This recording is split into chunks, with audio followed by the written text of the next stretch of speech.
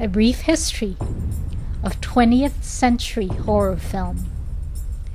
The history of 20th century horror films begins with The Cabinet of Dr. Caligari in 1919. Siegfried Kracauer's From Caligari to Hitler, A Psychological History of the German Film, posits the thesis as early as 1947 that horror films are arguably symptomatic of responses to and reflections of societal anxieties. Films like The Cabinet of Dr. Caligari reflect a national collective psychology of anxiety and longing for order that ultimately explains how a tyrant like Hitler gained absolute power.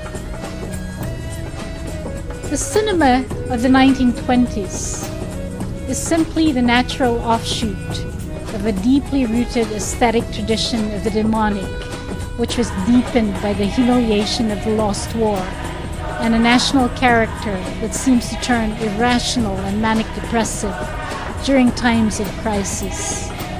Thus, the formal look of German expressionism in film, which was characteristic of the films of the Weimar Republic, became the genuine look of horror and eventually became incorporated into classic Hollywood horror films such as Frankenstein and Son of Frankenstein.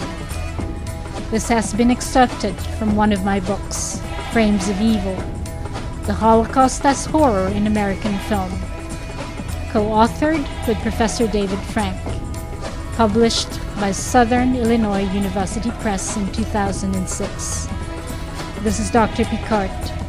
For more information, go to www.carolinepicard.com.